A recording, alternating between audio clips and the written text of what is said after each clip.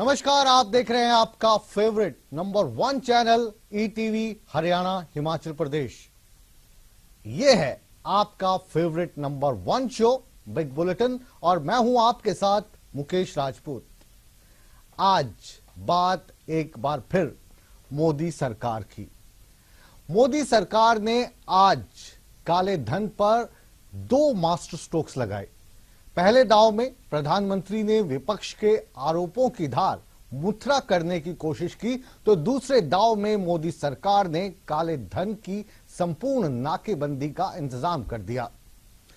काले धन पर मोदी सरकार ने आज एक ऐसा दांव चला जिस पर काले धन को आखिरी चोट कहा जा सकता है। लोकसभा में मोदी सरकार ने आयकर संशोधन बिल ध्वनि मत से पारित करवा लिया, जिसके मुताबिक काला धन रखने वालों को सरकार ने एक ऑफर दी। जी हां, 50-50 का ऑफर। आसान शब्दों में अगर हम समझाएं तो अगर आपके पास काला धन है तो 50% जुर्माने के तौर पर सरकार को दे जाइए और बाकी जो काला धन 50% बचा उसे आप ले जा सकते हैं गुलाबी बनाकर। नया जो 2000 रुपए का नोट चला है, यानी काला धन सफेद नहीं अब गुलाबी करने का मौका भी दे दिया। और इसके बाद हम आपको बता दें कि काला धन अगर आपके पास मिला, यानी जिसका हिसाब किताब आपके पास नहीं है, तो फिर आप हाथ मलते ही रह जाएंगे, क्योंकि सरकार ने उस दशा में आपका जो 85% धन होगा उसको लेने के भी कड़े इंतजाम कर लिए हैं। विपक्ष इस पर मिलीभगत के आरोप लगा रहे हैं और अलग अलग तथ्यों के माध्यम से सरकार पर सवाल उठा रहे हैं। क्या कुछ मोदी के जो बयानात हैं, संसद में जो कुछ हुआ, 50-50 के जो ऑफर हैं, इसके क्या मायने निकलेंगे, इसको समझने और समझाने के लिए आज बिग बुलेटिन की बिग डिबेट हमने रखी है, जिसमें एक बहुत ही वरिष्ठ पैनल हमारे साथ मौजूद होगा। लेकिन हमेशा की तरह देखिए हमारी ये पहले खास रिपोर्ट, जिसमें हम खुद समझने की और आपको समझाने की कोशिश करेंगे कि आखिर बिग बुलेटिन की बिग डिबेट में एक बार फिर ये मौजू हमने आखिर रखा क्यों है।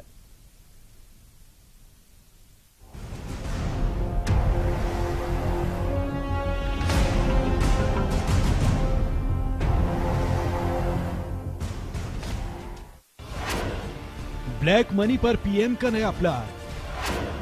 अब की बार 50-50 का ऑफर। काले नोट पर आखिरी चोट। इस संशोधन का आधार ये है कि जो लोग गैर कानूनी तरीके से पकड़े जाएंगे इस काले धन को बदलने के प्रयास में, उन लोगों के ऊपर 60% टैक्स और उसके साथ साथ पेनल्टी के प्रावधान लगेंगे। लोकसभा में विपक्ष के हंगामे के बीच मोदी सरकार आयकर संशोधन बिल पास कराने में आखिरकार कामयाब हो ही गई। बिल पर चर्चा से पहले विपक्ष नोटबंदी पर बहस की मांग को लेकर हंगामा करता रहा और इसी हंगामे के बीच चर्चा किए बिना ही लोकसभा स्पीकर ने बिल पर सदन में मत विभाजन कराया और इसके बाद ध्वनि मत से बिल को पास करा दिया गया। The minister may now move that the bill be passed. Madam, I move that the bill be passed. हालांकि सरकार के सामने मुसीबत अभी भी बरकरार है। मोदी सरकार को 14 दिन के भीतर राज्यसभा में इस संशोधन विधेयक को मंजूर करवाना है। Very important bill because what it tells us is exactly how unaccounted for money that's being deposited in accounts is going to be dealt with, and it was very important to establish what the law would be in this regard. That is a bill that is now of course going to go to the Rajya Sabha for discussion, but effectively having been passed as a money bill in the Lok Sabha. इस संशोधन को काले धन पर सरकार की आखिरी चोट के तौर पर भी देखा जा रहा है, जिसके मुताबिक अगर आपके पास भी अघोषित रकम यानी कि काला धन है तो उसे सफेद करने के लिए आपको 50% टैक्स एवं जुर्माना देना होगा। साथ ही बाकी बची 50% रकम के 25% हिस्से को प्रधानमंत्री गरीब कल्याण योजना में लगाना होगा, जहां आपको कोई ब्याज नहीं मिलेगा। साथ ही इस राशि को 4 साल तक निकालने पर भी पाबंदी होगी। इतना ही नहीं, अगर आपने सरकार के इस ऑफर के बाद भी अपने काले धन को बचा कर रखा तो फिर पकड़े जाने पर 85% का भारी भरकम कर एवं जुर्माना लगाया जाएगा। विपक्ष अब आरोप लगा रहा है कि सरकार ने जल्दबाजी में बिना चर्चा के इस बिल को पास कराया, क्योंकि सरकार की मंशा साफ नहीं है। तो उधर मोदी के मंत्री भी विपक्ष को अपने ही अंदाज में जवाब दे रहे हैं।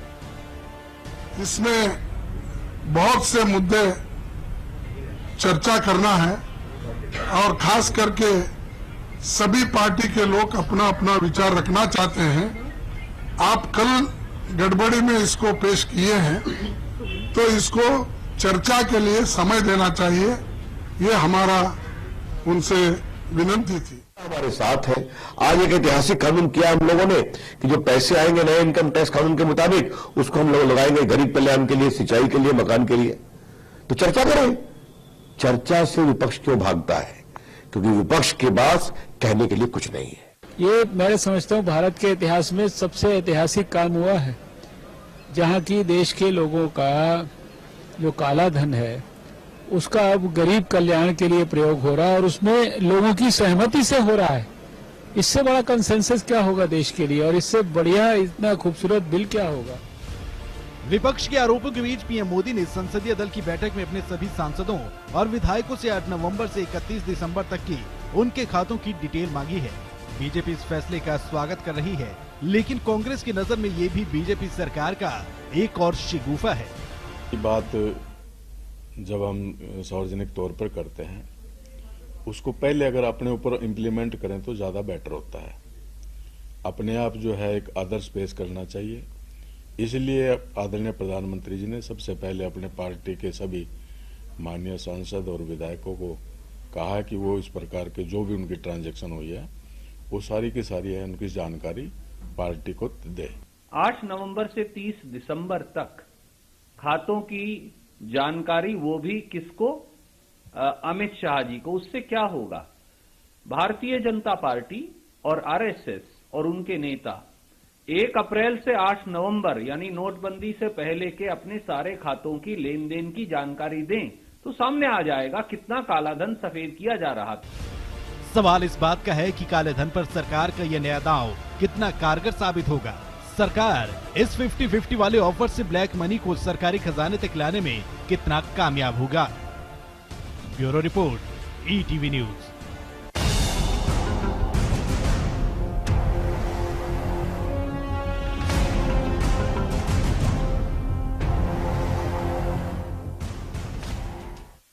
इस रिपोर्ट के जरिए जो 2 मास्टर स्ट्रोक्स हैं इसको हम समझने की कोशिश कर रहे थे।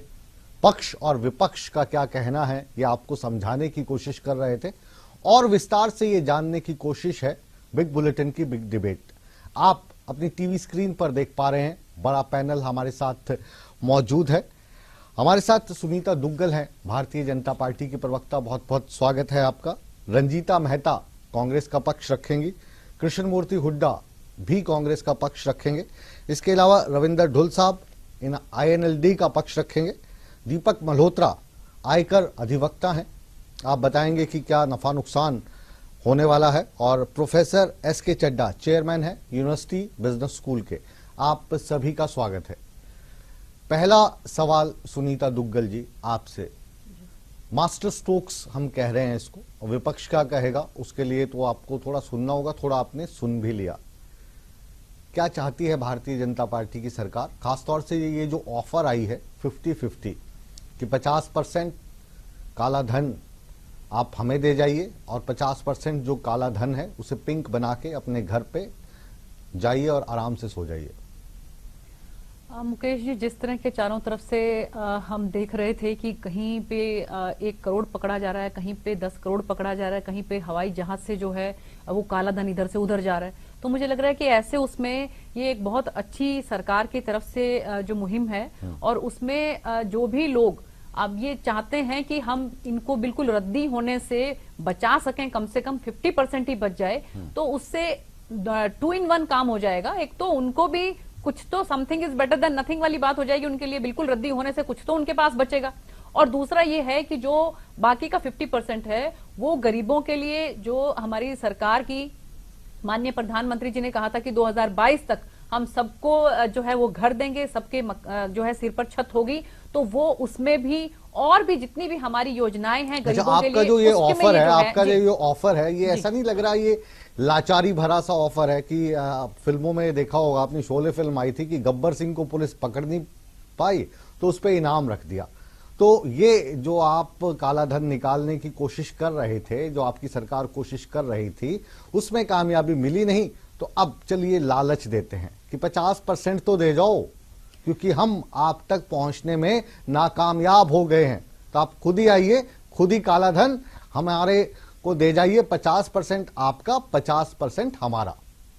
मुकेश जी, मैंने आपको पहले भी बताया कि लोग गंगा में डाल रहे हैं, जहां भी डालें। आप तो नहीं पहुंच पा रहे ना, आप तो नहीं पहुंच पा रहे उन तक। नहीं, पहुंच क्यों नहीं पा रहे हैं आप? तो पहुंच पा रहे हैं तो फिर ये ऑफर क्यों? फिर तो पूरा का पूरा जो काला धन है, नहीं, देखिए ऐसा है, सुनिए, लगातार इस चीज की मीडिया में प्रशंसा की जा रही थी, लगातार इस चीज की मीडिया में प्रशंसा की जा रही थी, लेकिन आज जिस तरीके से संसद में ध्वनि मत से ये प्रस्ताव पारित हुआ, ओपोजिशन हो या आम लोग हो, आज इस पर सवाल उठा रहे हैं। कल जो बिग डिबेट आपने देखी होगी, कल पूरा का पूरा जो हमारा ध्यान केंद्रित था मोदी साहब की वाहवाह करने में था, और जो आपने स्टेप उठाया हर एक आदमी उसकी वाहवाह कर रहा था। आज उंगली उठ रही है कि भाई कामयाब नहीं हो पाए, जो काला धन जिनके पास है उनके आगे घुटने टेक दिए। 50% आपका, 50% हमारा।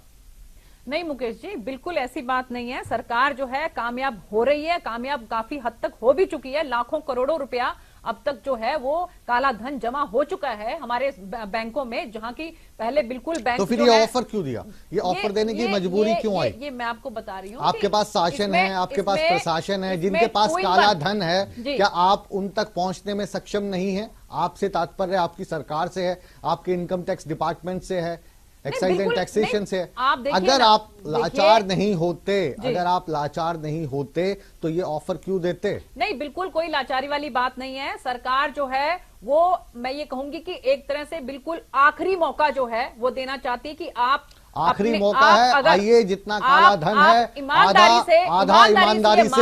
आधा ईमानदारी से हमें दे जाइए, आधा ईमानदारी से जो काला धन है उसको गुलाबी कर लीजिए। हमें दे जाइए जैसे कि हम अपने घर में रखने वाले हैं।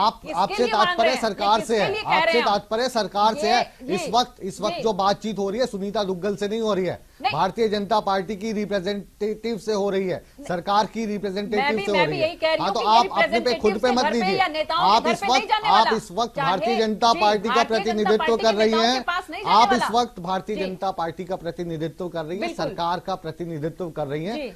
हम जो आवाज उठा रहे हैं वो जनता की उठा रहे हैं, और आप जो है इस वक्त सरकार है हमारे लिए। इस वक्त जो बातचीत हो रही है वो मुकेश राजपूत या सुनीता दुग्गल के बीच नहीं हो रही है, बिल्कुल नहीं हो रही है। मैं जनता की तरफ से बोल रहा हूँ, आप सरकार की तरफ से बोल रही हैं। मैं यही कह रही हूँ। तो इसका मतलब ये नहीं है कि जो भी 50-50 होगा तो वो कोई भारतीय जनता पार्टी के नेताओं के पास चला जाएगा, वो सरकार के पास आएगा, गरीबों के लिए आएगा। तो वो जो सरकार है, क्या सरकार है ऐसी जो मतलब काला धन निकालने में नाकामयाब हो गई, आप ये मानती हैं? देखिए मुकेश जी, पिछले 70 सालों में आज तक भी कभी इस तरह से डिपॉजिट्स जो हैं वो नहीं आए जिस तरह से ये डिमोनेटाइजेशन में भारतीय जनता पार्टी की सरकार हमारे माननीय आ रहे थे।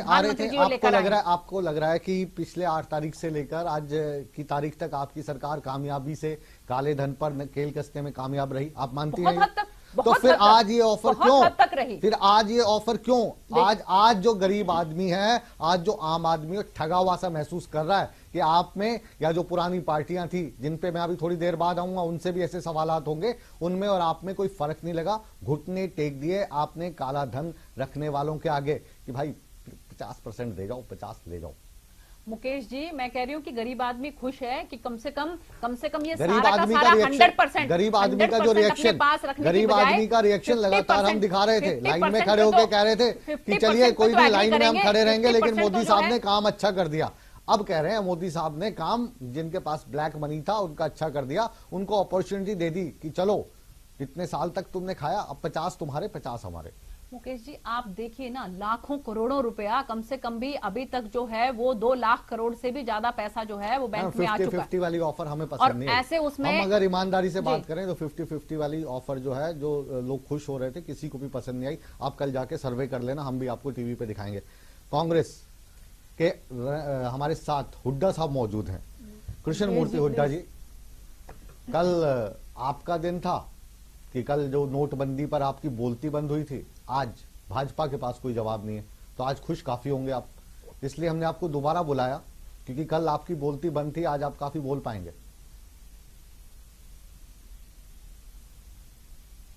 देखिए मुकेश जी, कल भी बोलती बंद नहीं थी और आज भी हम सही जवाब देंगे। सबसे पहले तो बीजेपी के प्रवक्ता को ने जो कहा है कि बैंकों में काला धन आया है, इन्होंने एक लाठी से सबको हाँक दिया है। इन्होंने जिन लोगों ने पैसा जमा कराया सबको चोर मान लिया है, सबने काला धन जमा कराया। इनका कहने का मतलब तो यह है, तो इनको देश के लोगों से माफी मांगनी चाहिए कि इन्होंने ये कैसे कह दिया कि बैंकों में काला धन आ चुका है। कौन सा पैमाना है जिससे इनको ये पता लग गया कि काला धन है? तो सुनीता जी को माफी मांगनी चाहिए लोगों से, या ये कहना चाहिए कि हम सब लोगों को चोर मानते हैं? और दूसरी बात, ये मास्टर स्ट्रोक जिसको आप कह रहे हैं मुकेश जी, ये मास्टर स्ट्रोक नहीं है। मोदी जी इस बात के लिए मास्टर हैं, लोगों को गुमराह करने के लिए मास्टर हैं। मोदी जी ने पहले भी 15 लाख अच्छा, हुड्डा साहब ये बताइए कि चलिए 50-50 वाली जो ऑफर है वो तो हमने भी कह दिया जी, हमें पसंद नहीं आ रही, क्योंकि जो काला धन जिन्होंने रखा है उनको खुश करने के लिए आप ये ऑफर दे रहे हैं। लेकिन जो दूसरा मास्टर स्ट्रोक्स है उस पे कांग्रेस क्या कहेगी? इन्होंने कहा है कि जो जितने भी हमारे एमएलएज हैं, सांसद हैं, वो अपना अकाउंट्स की डिटेल भारतीय जनता पार्टी के अमित शाह को जमा करा दें। अगर वो ठीक नहीं हुई, उनके मन मुताबिक नहीं हुई, तो कार्रवाई होगी। हालांकि सवाल इसमें यह भी है कि अमित शाह को क्यों जमा करवाई जाए। मुझे इस सवाल का जवाब मैं मिनिस्टर रहा हूं पहले। अरे मैडम आप थोड़ा सा, हमें मिनिस्टर बनते ही सबको यह कहा जाता कि आप अपनी संपत्ति के बारे में पूरा बताएं। अभी तक इनकी सरकार के मिनिस्टरों ने अपनी संपत्ति का ब्यौरा नहीं दिया है। यह रिकॉर्ड की बात है मुकेश जी। और आज मैं एक बात कहता हूं कि इनको 6 महीने पहले पता था, ये 6 महीने पहले का और बताएं कि किसके अकाउंट में कितना पैसा गया है, किसने पैसा चेंज कराया, क्या कराया है, ये सारा रिकॉर्ड बताएं तो पता लगेगा। और मैं कहता हूं कि ये जो इन्होंने 50-50 किया है, अगर इन्होंने करना ही था 50-50, आप इनसे एक कदम आगे बढ़ जाइए ना। रंजीता बोलना चाह रही है, कांग्रेस की आपके साथ बैठी है। मैडम ये आप बोलना चाह रहे हो, हम मान लेते हैं, बिल्कुल आज हम आपकी साइड लेते हैं, कांग्रेस की साइड लेते हैं।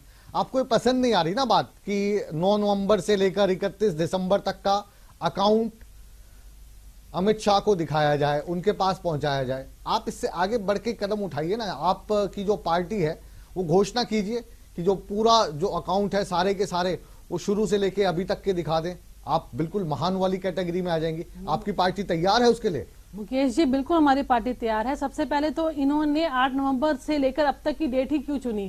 क्योंकि उस दिन नोटबंदी हुई थी। अगर ये वाकई ही पारदर्शी हैं तो 1 अप्रैल से लेकर अब तक का खाका देना। और आप कहते हैं कि जब क्लास में सभी बच्चे शरारती हो तो मॉनिटर जो सबसे शरारती बच्चे को बनाते तो क्लास कंट्रोल हो जाती है।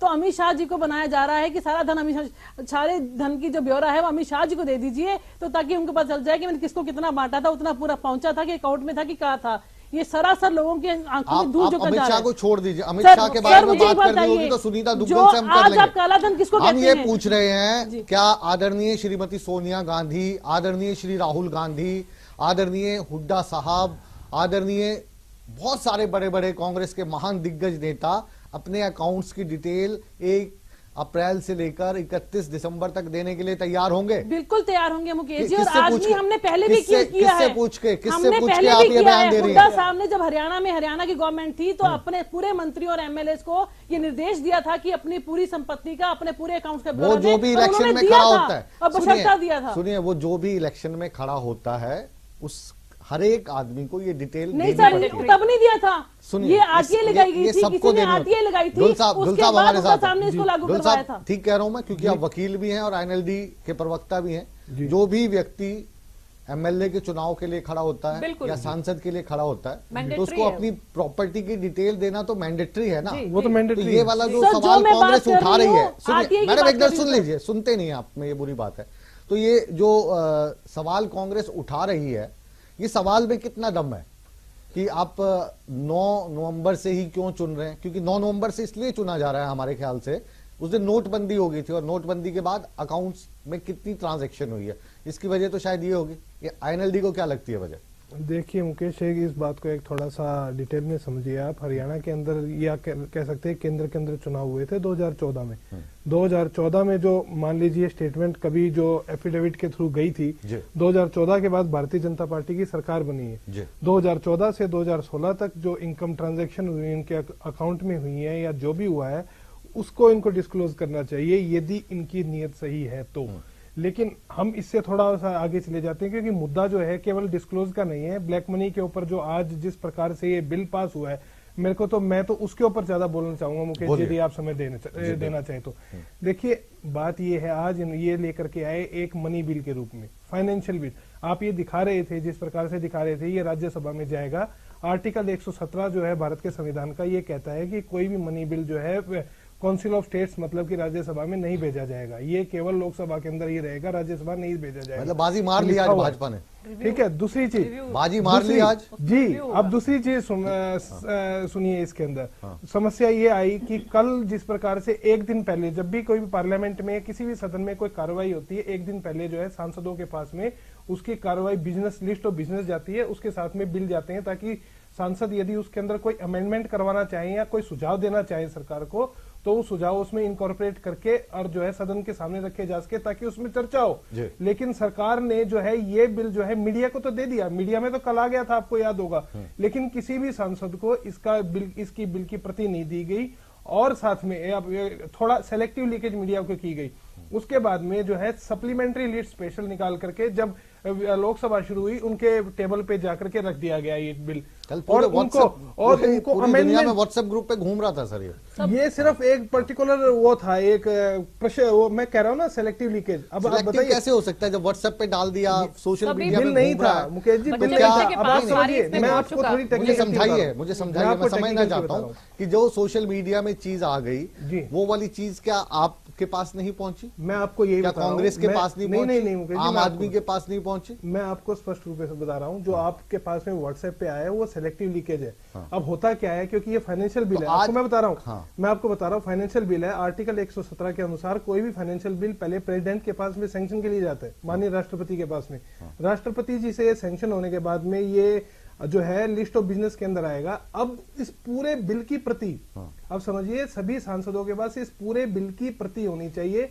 उसके बाद में उस बिल में ये अमेंडमेंट को प्रपोज करेंगे और वो सभी के सभी अमेंडमेंट जो है माननीय राष्ट्रपति के पास में दोबारा जाएंगे। आपके जो सांसद है उनको नहीं दी गई ये प्रति? आज जब ये बिल पास हो रहा था, जब बिल पास हो रहा था उस टाइम पर थी, उसी समय देंगे उस समय क्यों नहीं? मुकेश जी यही तो मैं आपको बता रहा हूँ क्यों उपयोग नहीं कर सकते। आप कृपया करके मेरी बात को समझिए कि जो भी फाइनेंशियल बिल में ये जो भी अमेंडमेंट होगी, जो रूल जो अपना लोकसभा की कार्रवाई का रूल है, रूल नंबर 81, कोई भी अमेंडमेंट जो है प्रपोज अगर कोई सांसद करना चाहता है, उसकी प्रति एडवांस में राष्ट्रपति जी से सैंक्शन होकर के आएगी। केवल आधे घंटे के अंदर यदि सरकार ये कहना चाहती है कि सांसदों ने जो अमेंडमेंट प्रपोज की और राष्ट्रपति से सैंक्शन होकर के वापस लोकसभा में आ जाएगी, तो सरकार झूठ बोल रही है। स्पीकर साहब ने कहा कि अर्जेंट नेचर का है, राष्ट्रपति के पास नहीं भेजना चाहते, अमेंडमेंट नहीं करने देंगे। और बड़ी बहस हम कर सकते हैं, और इसके जाहिर है कि ये जो मुद्दा है आप जिस तरीके से समझा रहे, काफी बड़ा मुद्दा है ये। हम एक बार जो टैक्स की दुनिया में घूमते हैं पूरे दिन, उनसे जानने की कोशिश करते हैं। दीपक मल्होत्रा साहब हमारे साथ हैं, वकील हैं और टैक्स में आप लोगों की समस्याएं सुलझाते हैं। ये जो 50-50 वाला ऑफर है, पहले तो आप इसके बारे में बताइए हमें। आज काफी खुश होंगे आपके क्लाइंट्स तो कि चलिए देर आए दुरुस्त आए। कुछ लोगों ने तो करवा भी लिया क्योंकि 30% का ऑफर तो ब्लैक मार्केट में चल ही रहा था। क्या रिस्पांस है आज इसका? पहले तो ये है कि 50-50 की जो ऑफर है, उसमें अगर सेल्फ डिस्क्लोजर हम करते हैं तो 30% तो उस पर टैक्स है, 10% उस पर पेनल्टी है और 10% उस पर सरचार्ज है। ये टोटल 50% है। मतलब जैसे किसी के पास 1 करोड़ रुपया है तो उसमें से 50% वाइट हो गया, 50% सरकार के पास चला गया। मतलब जो हम कह रहे थे ठीक कह रहे हैं ना? नहीं, उसमें एक है डिफरेंस। क्या? जो बाकी 50% है उसमें 25% उसको 4 साल के लिए गवर्नमेंट की नोटिफाइड स्कीम्स में रखना पड़ेगा जी। जो सरकार कह रही है कि जन कल्याण के लिए यूज करेंगे। तो वो 25% वो निकाल सकते हैं आपने, मतलब 1 करोड़ में से 25 लाख निकाल सकते हैं। 25 लाख जो 4 साल के बाद निकलेगा, 25 लाख 4 साल के बाद निकलेगा और उस पर कोई इंटरेस्ट नहीं दिया जाएगा। जी जी। और दूसरा है जो सेल्फ डिस्क्लोज नहीं करते, उनको टोटल 85% लगेगा। अच्छा। 60% तो डायरेक्ट टैक्स है उस पे, 10% पेनल्टी है और 15% सरचार्ज है। जो इसमें एक प्रोविजन रखी हुई है, आईटीओ की डिस्क्रिप्शन है, जो 10% पेनल्टी है वो लगाना चाहता है तो लगा दे, अगर नहीं लगाना चाहता तो ना लगाए। तो वो जो डिस्क्रिप्शन दी गई है इस पे तो सेटिंग चलेगी फिर, क्योंकि बड़ा अमाउंट होगा तो अब इसकी पूरी वो नोटिफिकेशन आएगी तभी पता लगेगा। अभी तो उसमें इनिशियली लिखा हुआ है कि it will be at the description of the ITO to impose penalty up to 10%। ये आप देखते कैसे हैं ये, क्योंकि पिछले आप कहें कि 9 नवंबर से लेकर आज तक एटीएम्स के बाहर लाइंस तो आप देख रहे होंगे, और न्यूज चैनल्स में भी आजकल कोई खबर चलती है तो ये नोटबंदी पे ही चलती है। कहीं एटीएम के बाहर लाइन लगी है तो कहीं पिटाई हो रही है, तो कोई मायूस दिख रहा है तो कोई मोदी की तारीफ करता दिख रहा है। आज जो ये खबर आई है लोगों में क्या कहना है इसमें? ऐसा सर, ये जो तो छोटे लोग हैं 10, 20, 50 लाख वाले, उनको तो इससे फर्क नहीं पड़ेगा, क्योंकि उन्होंने अपने सोर्सेज के साथ इधर उधर भाई बहन जितने भी रिश्तेदार हैं, एम्प्लॉइज हैं, उसमें 2-2, 2.5 लाख, 1.5 लाख करके उन्होंने जमा कर दिया। पर वो जो नोटिस आ रहे हैं 2.5 लाख वालों अब उसमें प्रॉब्लम क्या हुई, वो उनको मिसअंडरस्टूड हो गया कि 2.5 लाख रुपए तक कोई भी नहीं पूछेगा, वो पूछेगा नहीं। तो पहले जो स्पीचेस वगैरह आ रही थी उसमें आ रहा था कि गृहिणी 2.5 लाख तक जमा करवा सकती। गृहिणी वो है कि जो कभी भी जॉब नहीं कर रही, हाउस वाइफ है, अपने हस्बैंड से किट्टी के लिए थोड़ा बहुत लेते हैं। लेकिन जनता ने वो मिसअंडरस्टूड किया कि भाई 2.5 लाख तक कोई पूछेगा नहीं। वो आज की कोई नोटिफिकेशन में 2.5 लाख की कोई भी उसमें नहीं लिखा हुआ क्लैरिफिकेशन। तो उस हिसाब से तो जितने भी लोगों ने वो जमा करवाए हैं वो सारे ही नोटिस के अंडर आएंगे। और नोटिस आने शुरू भी हो गए। तो नोटिस में जैसे जब वो जाएंगे जवाब देने के लिए तो वो कह देगी कि मैंने तो इतना बचा के रखे थे। अब लेडीज कह देंगे, सपोज कोई बिजनेसमैन है, उसके 60 एम्प्लॉइज हैं, 100 एम्प्लॉइज है, उसने किसी को 1.5 लाख दे दिया, किसी ने 2 लाख दे दिया। अब वो अगर सारे अपने अकाउंट्स में जमा करवा देंगे और बाद में उसको वापस कैश नए नोट दे देंगे, तो उसमें ये आएगा कि एक एम्प्लॉय जो 8,000 रुपए ले रहा है वो 1.5 लाख कहाँ से ले रहा है? 1.5 लाख जमा कराता है, फिर निकलवा लेता है। 8,000 रुपए उसकी सैलरी होती, 100 रुपए करके वो वहां से निकालता है। तो आज इमीडिएटली 1.5 लाख कहाँ से आया? तो उसको तो नोटिस आना वैसे ही संभव है। अब गृहिणी भी 2.5 लाख जमा करवाती है। अब वो भी एक इतना बड़ा देश है हमारा सर, जी ठीक है, और इसमें जो जनधन वाले खाते हैं या इस तरीके के जो गरीब लोगों के खाते हैं जी, जिनमें कभी महीने में 1500 रुपए नहीं डलते जी, उसमें लाखों की बारिश हो रही है। बिल्कुल। तो इनको अभी एटीएम में तो पैसा मिल नहीं रहा, इनकम टैक्स डिपार्टमेंट इनको हैंडल कर पाएगा? मैन पावर है देश में इतनी? देखो सर, इसमें कम से कम नहीं तो 10 करोड़ से 20 करोड़ नोटिस जाएंगे। अब नोटिस से वो रिप्लाई कैसे देते हैं वो पता लगेगा कि भाई रिप्लाई में अब गृहिणी को कह दिया 2.5 लाख रुपए। अब एक उसका हस्बैंड 50,000, लाख, 2 लाख टैक्स भर रहा है। 10 लाख दीपक जी, आप बहुत डरा रहे हैं, हमारे बहुत सारे जो दर्शक हैं आपकी बातचीत सुन के डर रहे हैं। और ये जो डर है, बता रहा हूँ, इससे डर को बनाए रखिए, लेकिन जानकारी भी लेते रहिए, क्योंकि हो सकता है कोई आपका मिसयूज करना चाह रहा हो। उस मिसयूज से आज हम आपको बचाएंगे। दीपक जी हमारे साथ हैं और हम अभी चेयरमैन साहब के पास भी नहीं जा पाए हैं, चड्डा साहब के पास, उनके पास भी जाएंगे। एक बहुत ही छोटा सा कॉमर्शियल ब्रेक हम ले रहे हैं। हम यूं गए और यूं आए, और दीपक जी आपको गाइड करेंगे, इसलिए बने रहिए हमारे साथ, क्योंकि यहां पर आपको ऑथेंटिक जानकारी मिलने वाली है। यह है आपका पसंदीदा शो बिग बुलेटिन।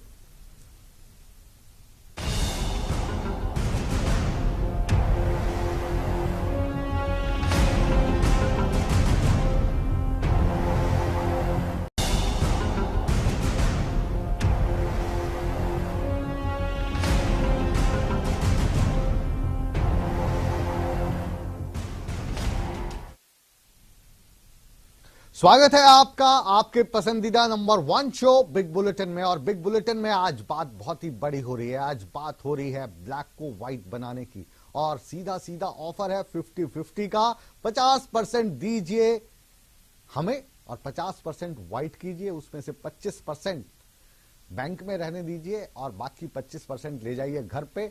आप पे कोई सवाल नहीं उठाएगा। यह ऑफर दिया है भारत सरकार ने और बिल भी ध्वनिमत से पारित हो गया है। एक बार फिर से रुक करूंगा दर्शकों के लिए दीपक मल्होत्रा जी का। दीपक मल्होत्रा जी, जब ये वाली स्कीम आई तो बहुत सारे जो लोग थे उनके हाथ पांव फूले। कुछ गंगा में जहा के ये खत बहाए 1000 के 500 के नोट कुछ जला आए। जगजीत सिंह की गजल की तरह बिल्कुल मोह माया से दूर होकर उन्होंने इस धन से किनारा कर लिया। कुछ बैंक में जमा कराए, कल भी हम कह रहे थे, और बैंक में जमा करा के जब पुराने नोट वापस लौटते थे अपने घर पे या दफ्तर में तो एहसास ऐसा होता था जैसे किसी लाश को ठिकाने लगाए और नए नोट ले आए या बैंक में उनको पुराने वालों को जमा कराए।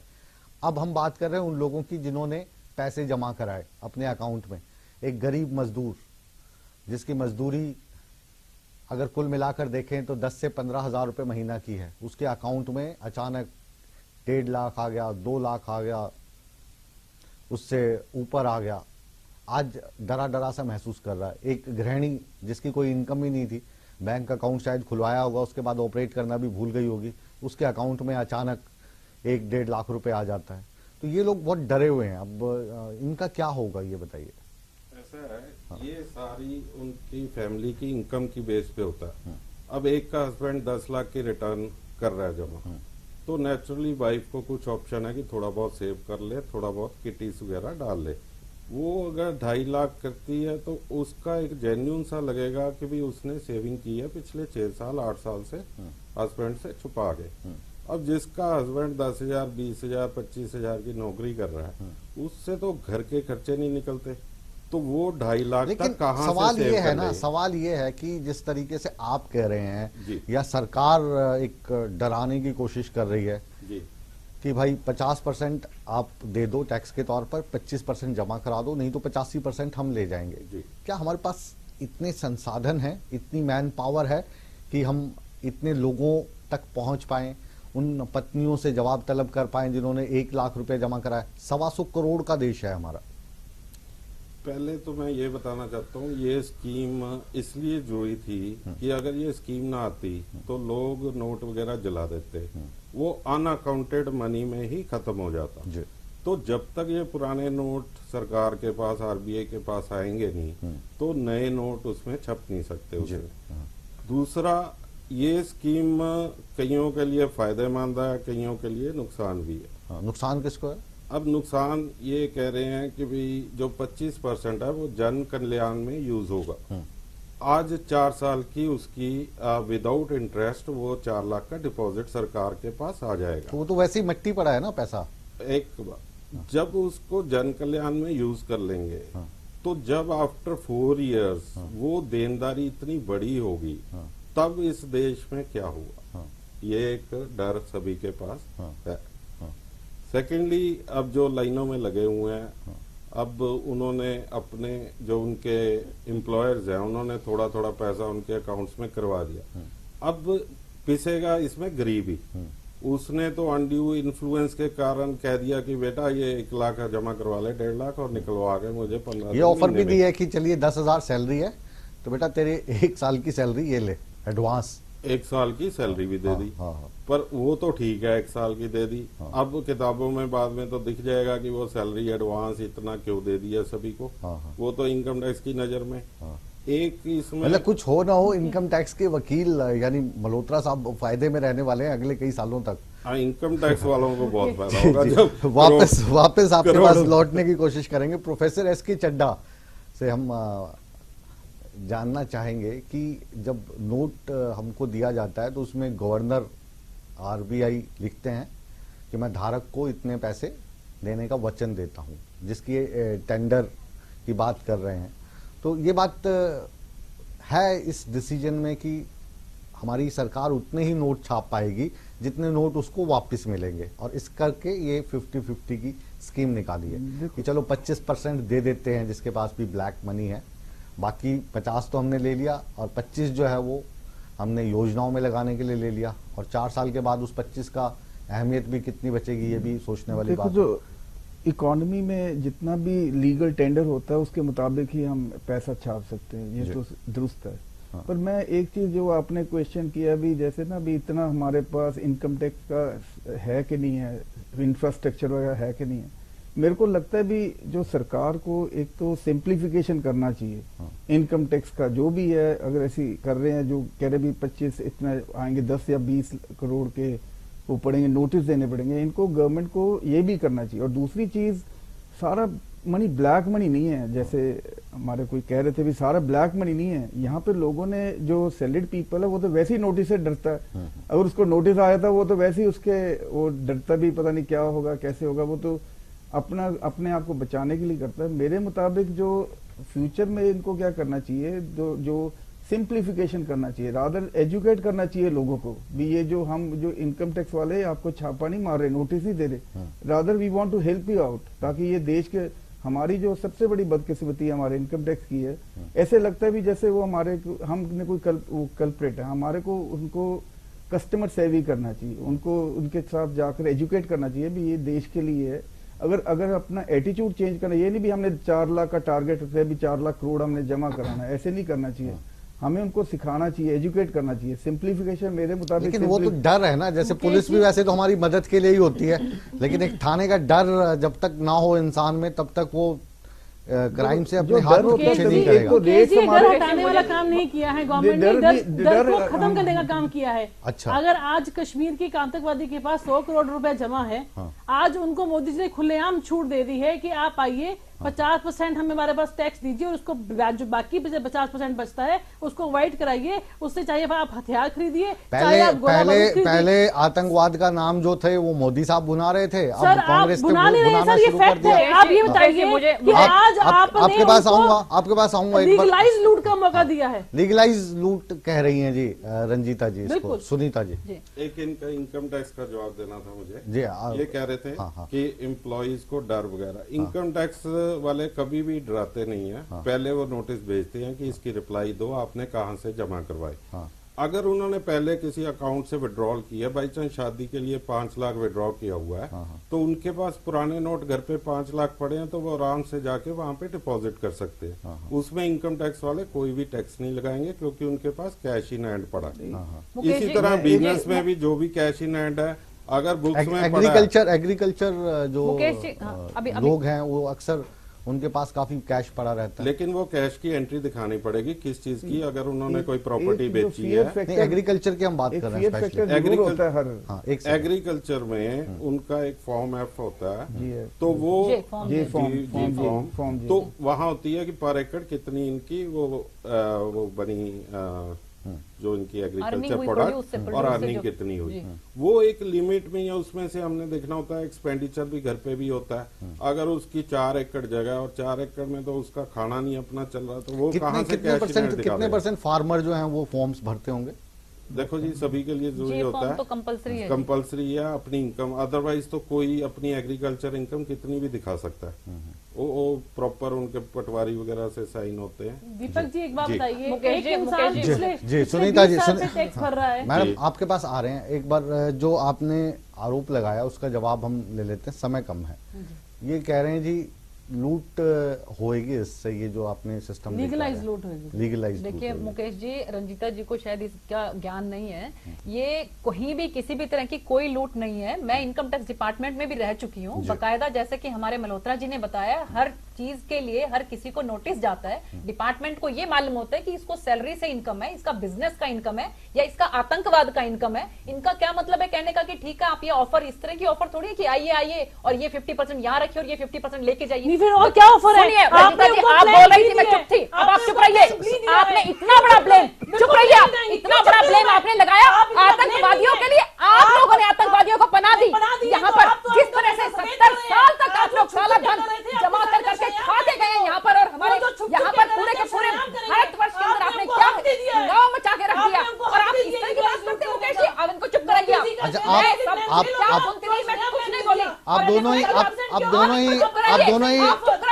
आप दोनों ही डिस्कशन करेंगे तो हम अलविदा कह देते हैं। आतंकवादी इन्होंने बता दिया, अरे आतंकवादियों अच्छा, को आप लोगों ने जिस तरह आपने से बताया उन लोगों का जिस दुग्गल जी, मेरा सवाल सुनिए मैडम, ये जो प्रोग्राम है लोगों को एजुकेट करने के लिए है, ठीक है। और सुनीता दुग्गल, इस वक्त भारतीय जनता पार्टी को आप रिप्रेजेंट कर रही हैं, मैडम सुन लीजिए, इस वक्त भारतीय जनता पार्टी को आप रिप्रेजेंट कर रही हैं, लेकिन जैसा हम जानते हैं आप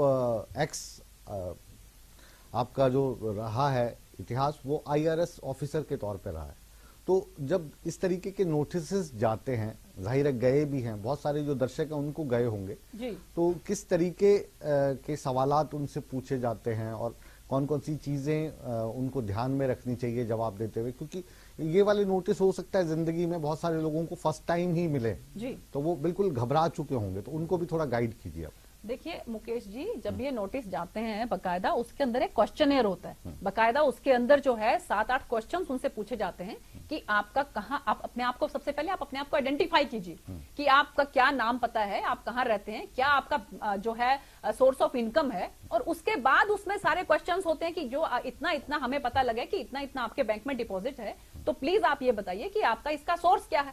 अगर वो अच्छे तरीके से बिल्कुल विद एविडेंसेस उसको प्रूव कर देता है तो उसमें कहीं किसी तरह की कोई दिक्कत आने वाली नहीं है। दिक्कत सिर्फ उनको आएगी कि जो वो प्रूव ना कर सके कि ये पैसा जो डिपॉजिट हुआ है इसका सोर्स क्या है। असली जो हम जड़ तक पहुंचना चाहते हैं वो सोर्स है। सोर्स अगर हमें वो नहीं बता पाएंगे तो उनको दिक्कत ही दिक्कत है। और वो जैसे कुछ लोग जो है मान लीजिए उसको मैडम आ रहे हैं आपके पास, और कुछ लोग ऐसा हो सकता है कि वो उसको प्रूव ना कर पाए, तो उन्हें भी कोई घबराने की या पैनिक होने की जरूरत नहीं है, उसका टैक्स चुकाया जा सकता है। Am I right? जी। तो उसका प्रोसेस भी आप बताइए। नहीं, उसमें ये है कि जैसा कि अगर वो नहीं बता पाते हैं सोर्स, तो उसमें हम अगर कहीं किसी तरह का ये लगता है कि सोर्स से ठीक से एक्सप्लेन नहीं कर पा रहे हैं और इनका कहीं सोर्स गलत तरीके से हो सकता है, तो उसमें ईडी डिपार्टमेंट भी इन्वॉल्व हो सकता है, इसके अंदर पुलिस क्रिमिनल डिपार्टमेंट भी इन्वॉल्व हो सकता है। तो इसमें ये नहीं है कि हमने बस टैक्स चुकाया, चाहे आप कैसे भी लेकर आए, कुछ भी लेकर आए, उसके बाद आपको कोई पूछने वाला नहीं है। इस तरह की बातें नहीं होती। इनकी सरकार भी रही है और VDIS की स्कीम है और भी स्कीमें हैं, इनकी सरकार भी लेकर आती रही है पहले। तो क्या इन्होंने भी इस तरह से सरकार की बात नहीं हो रही, जानकारी बताइए का मौका दीजिए मुझे। बोलिए मैडम, आप ही बोलिए, बीच में कोई नहीं बोलेगा, सिर्फ रंजीता जी बोलेंगे। कहिए। मुकेश जी, जो एक काला धन धारक योजना लेके आए हैं, कल्याण योजना, उन काले धन धारकों के लिए जो कि अब तक छुपा कर बैठे हुए थे। मैं 20 साल से टैक्स भर रही थी, 10 लाख की स्लैब में थी, 33% टैक्स भर रही थी। आज मात्र आप एक्स्ट्रा 17% लगाकर वो काला धन सफेद कर रहे हैं और आप कह रहे हैं कि ना आपका नाम डिस्क्लोज किया जाएगा और ना आपसे पूछा जाएगा कि पैसा आएगा। ये आज आपकी जो आपका नोटिस है उसमें आप पढ़ लीजिए। नंबर 2, आपकी जो सेक्शन 271 है उसके तहत आज तक जो जुर्माना था वो 132% तक पर कार्रवाई थी। तो ये 50% का जो आप प्रावधान लेके आए हैं, ये किनके फायदे के लिए लेके आए हैं? अपने दोस्तों मित्रों को 50% ब्लैक को व्हाइट करने के लिए। उम्मीद है आप बोल चुके होंगे। एक बार कृष्ण मूर्ति हुड्डा साहब के पास रोहतक चलते हैं, काफी देर से आप चुपचाप बैठे हैं। हुड्डा साहब, आप बताइए, ये जो स्कीम है इसको आप किस तरीके से देखते हैं और इसके आने वाले समय में आपके हिसाब से, कांग्रेस के हिसाब से देश में इसका क्या असर होगा?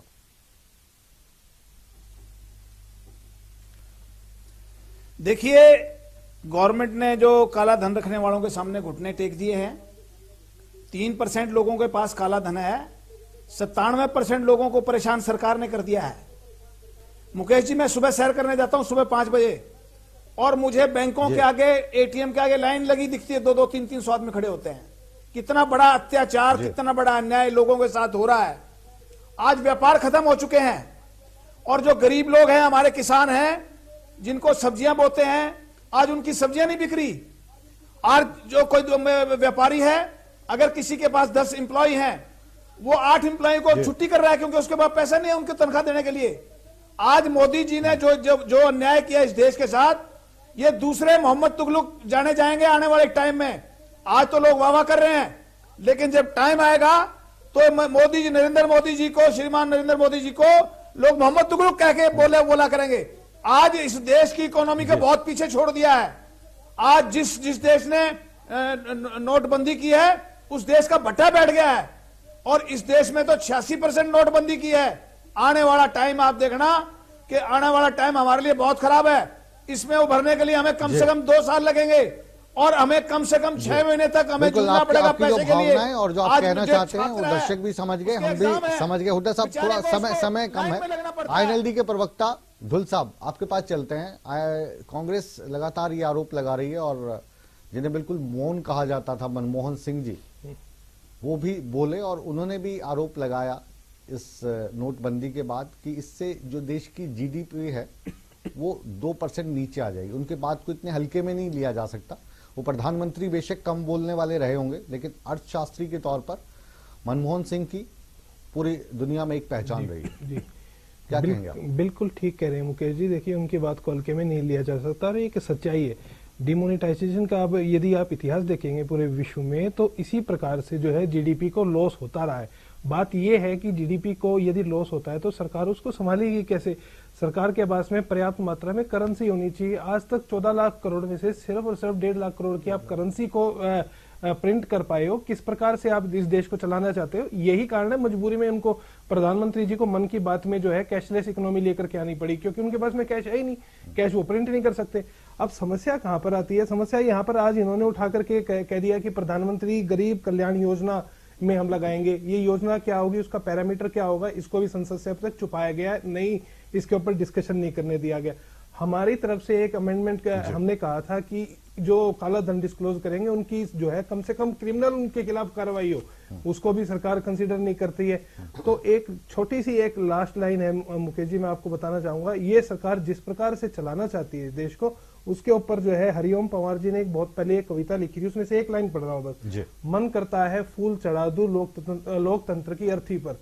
ये लोकतंत्र की अर्थी निकाल दी है सरकार ने। इनको चाहिए था विपक्ष को जो है बिठा करके उनसे बात करते और आपके स्कीम के बाद में किस प्रकार से इंप्लीमेंटेशन किया जाएगा। ये तो ये मान करके चल रही है कि किसी और के पास में दिमाग है ही नहीं, दिमाग है तो इनके पास में है, वरना कोई और कोई सजेशन दे ही नहीं सकता।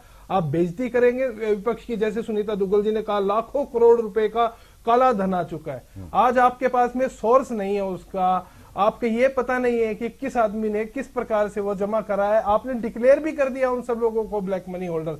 तो जिस प्रकार से काम चलाना चाहते हैं, मैं इसके कतई पक्ष में नहीं हूं। जी सुनीता जी, आपके समय बहुत कम है, मान के चलिए 20-20 सेकंड में आपको अपनी बात खत्म कर दें। सबके पास एक बार आना चाहता हूं। ये जो धुल साहब ने कहा कि ब्लैक मनी आप उसको मान रहे हैं कि लाखों करोड़ वापस आ गया, ये बात हजम इसलिए नहीं होती क्योंकि अगर वो ब्लैक मनी होता तो लोग उसको बैंकों में जमा करवाने नहीं आते। नहीं मुकेश जी, मैं इस मामले में जो है अपने शब्द को वापस लेती हूँ। काला धन में उसको नहीं, हम नहीं कह सकते हैं कि काला धन वापस आ गया, लेकिन सर्कुलेशन जो कम से कम पैसे का एकदम से जो ब्लॉक होकर पड़ा था, काला धन के रूप में लोगों ने उसको जमा करके रखा हुआ था, सर्कुलेशन में कम से कम पैसा आ गया है। उसमें से काला धन कितना है, ये जो है जब नोटिस जाएंगे उसकी डिटेल्स पूछी जाएगी तो उसमें से बिल्कुल साफ पता लग जाएगा कि काला धन कितना है और उसमें और असलियत जो है ठीक सोर्स से सर्कुलेशन में भी इसको कैसे माना जा सकता है, क्योंकि अभी तो वो नोट बदलने हैं, बदल के वो फिर रख लेंगे। पहले 1000 का रखते थे, अब और इजी हो गया, अब 2000 का आ गया।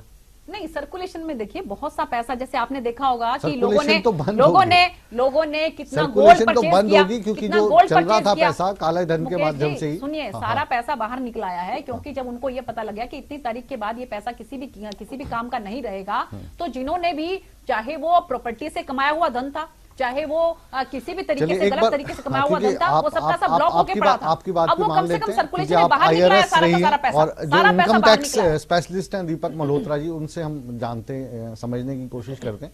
ये जो पैसा बैंकों में आया है जी, ये पैसा बैंकों में तो इसलिए आया क्योंकि जो 1000 रुपए के और जो 500 रुपए के पुराने नोट थे वो नहीं चलेंगे, ठीक है। अब ये पैसा वापस तिजोरियों में नहीं जाएगा, इस बात की कोई गारंटी है? इसकी कोई गारंटी नहीं है। तो फिर क्या फायदा हुआ इसका? क्योंकि अभी तो उन जनता के अकाउंटों में जा रहा है जिन्होंने कभी ट्रांजैक्शन हुई नहीं थी। हाँ। अब ये वो जैसे विड्रॉल लिमिट इसकी खुलेगी, हाँ। तो उन्होंने विड्रॉ करके जहां से भी लिए हैं वो वापस कर देंगे। हाँ। अब तो देश को क्या फायदा हुआ इससे? देश को फायदा तो बाद में पता लगेगा। नहीं, फिर भी आपके हिसाब से, क्योंकि आप तो किसी पार्टी के है नहीं। देश को अभी तक तो फायदा यही है कि जो बहुत बड़े बड़े ब्लैक मनी है वो अब डिस्क्लोज करेंगे अपनी जो 50% टैक्स पे, जो बिल्कुल भी इसको पेमेंट नहीं करते थे। हाँ। अब सपोज 50,000 करोड़ है किसी के पास, हाँ।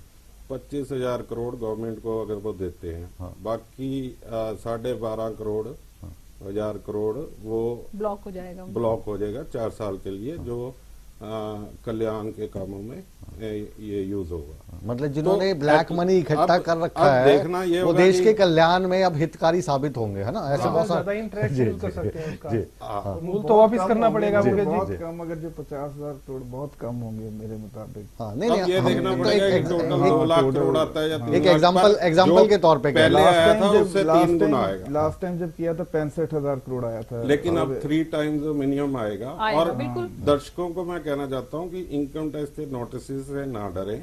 जिनका धन अपनी मेहनत का अपने अकाउंट में से निकाला हुआ है वो सिर्फ एक रिप्लाई दे दें और अपनी वो दिखा दें अपने पासबुक में से। मैं एक बात और कह देता हूँ, जिनको भी इनकम टैक्स के नोटिस आ रहे हैं वो तुरंत एक अच्छे से वकील से संपर्क कर सकते हैं। तो बाकी किसी के अच्छे दिन आए या नहीं आए, लेकिन जो दीपक मल्होत्रा साहब के पेटी भाई हैं उनके अच्छे दिन जरूर आ गए। बहरहाल एक अच्छे नोट के साथ इस डिस्कशन को हम यहीं पर विराम देते हैं। आप सभी ने अपने कीमती समय में से समय निकाला, अपने अपने विचार हमारे साथ साझा किए और साथ ही अपने पार्टी का पक्ष रखा, अपने विचार हम तक रखे। उम्मीद है दर्शकों को अच्छे लगे होंगे और जो इस परिचर्चा का मकसद था वो भी पूरा हुआ होगा, क्योंकि इस परिचर्चा में सरकार ने जो फैसला लिया उसके मायने क्या हैं और देश को इससे क्या फायदा होगा, क्या नुकसान होगा। और जो नोटिसेस आपको आ रहे हैं उनसे आप घबराने की जरूरत नहीं है। अगर आपके पास काला धन नहीं है तो कोई आपका बाल भी बांका नहीं कर सकता। इसी के साथ बिग बुलेटिन को अब विराम देने का समय हो गया, लेकिन आप कहीं मत जाइए, बने रहिए हमारे साथ, क्योंकि ये है हरियाणा हिमाचल का नंबर 1 फेवरेट चैनल ETV। तो बने रहिए हमारे साथ।